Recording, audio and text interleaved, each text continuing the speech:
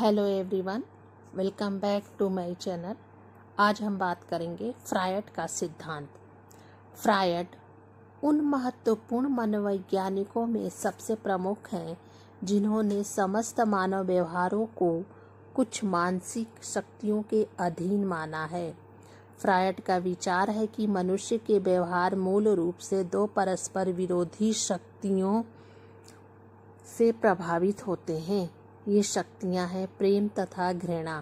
प्रेम एक जीवन शक्ति है, जबकि घृणा को संहार शक्ति कहा जाता है।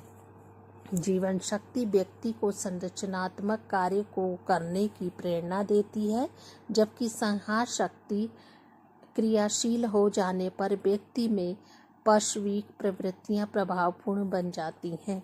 इसी के अधीन व्यक्ति तरह तरह के समाज विरोधी कार्य करता है तथा कल्पना से परे व्यवहारों में लग जाता है। फ्रायड का विचार है कि प्रेम और घृणा का विकास सदैव एक रूप में ही देखने को नहीं मिलता, बल्कि इसका संबंध मन के अनेक भागों से होने के कारण इनकी अभिव्यक्ति के तरीके भी भिन्न भिन्न रूप से स्पष्ट होते हैं। इस कथन को स्पष्ट करने के लिए फ्रायड ने मानव मन के तीन पक्षों को स्पष्ट किया है। पहला है अचेतन मन, दूसरा है चेतन मन और तीसरा है अवचेतन मन। अचेतन मन में व्यक्ति की उन इच्छाओं का निवास होता है जिन्हें वह समाज के नियमों के कारण पूरा नहीं कर पाता है अथवा व्यक्ति इनका दमन नहीं देता है। चेतन मन व्यक्ति के मन का वह पक्ष है जो तत्कालीन परिस्थितियों से संबंधित होता है। यह किसी भी व्यवहार को करते समय व्यक्ति को जागृत अवस्था में रखता है तथा उसे तर्क बुद्धि प्रदान करता है। जागृत अवस्था में व्यक्ति जो भी कार्य करता है अथवा अनुभव करता है, उसकी एक स्पष्ट प्रतिमा व्यक्ति के मन में बनी रहती है। इसके पश्चात व्यक्ति जब पहले से भिन्न प्रकार के व्यवहारों में लग जाता है, तब यह प्रतिमा उसके मन में अवचेतन में भाग ली जाती है। अवचेतन मन पूर्णतया सुप्तावस्था में नहीं होता, क्योंकि व्यक्ति फिर कभी भी अवचेतन मन से स्थित प्रतिमाओं को सरलता से स्मृति पर ला सकता है। फ्रायड ने व्यक्ति के ईद, अहम तथा पराहम में देखने को मिलती है।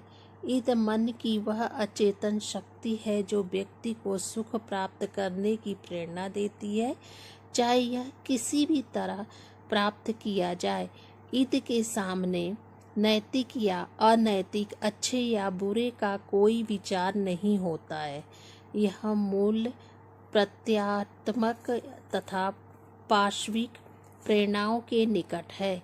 ईद की शक्ति अक्सर मानव व्यवहार को प्रभावित करती है, लेकिन चेतन अवस्था में आने पर व्यक्ति पर इसका प्रभाव समाप्त हो जाता है। अहम वह शक्ति है जो व्यक्ति को सामाजिक परिस्थितियों के अनुरूप व्यवहार करने का निर्देश देती है। अहम भी ईद के समान नैतिकता, अनैतिकता, प्रेम अथवा घृणा को अधिक महत्व नहीं देता, लेकिन फिर भी यह इस अर्थ में अधिक व्यवहारिक है कि यह परिस्थितियों के अनुकूल होने पर ही ईद को अपनी इच्छा पूरी करने की अनुमति देता है। पराहम का संबंध सामाजिक मूल्यों तथा विवेक से होता है। इस प्रकार समाज के अन्य व्यक्तियों के संपर्क में आने तथा व्यक्तियों के व्यवहारों के अनुरूप अपने व्यवहार में परिवर्तन लाने के फलस्वरूप पराहम का विकास होता है। एक उदाहरण के माध्यम से फ्रायड की ईद, अहम और पराहम की धारणा को सरलतापूर्वक रूप से समझा जा सकता है। मान लीजिए एक व्यक्ति अपनी आर्थिक स्थिति से बहुत परेशान है। ऐसी स्थिति में उसका ईद कहेगा कि तकलीफ उठाने की कोई ज़रूरत नहीं है, किसी के यहाँ चोरी कर लो, क्योंकि ईद पूर्णतः अचेतन और सुखवादी होता है। उसका अहम कहेगा कि ठीक है, यदि आवश्यकता है तो चोरी कर लो, लेकिन देख लेना कि चोरी करते समय मकान मालिक तुम्हें देख ना ले, और साथ ही इस प्रकार कार्य करना कि पुलिस की पकड़ से बाहर रहो, क्योंकि अहम सामाजिक परिस्थितियों व ईद संबंधी व्यवहार में सामंजस्य लाने का प्रयत्न करता है। पराहम व्यक्ति को तत्काल उसके कर्तव्य का बोध कराएगा। पराहम कहेगा, नहीं, चोरी कभी मत करो, क्योंकि यह अनैतिक है तथा सामाजिक मूल्यों के विरुद्ध है, क्योंकि पराहम का संबंध सामाजिक मूल्यों और विवेक से होता है।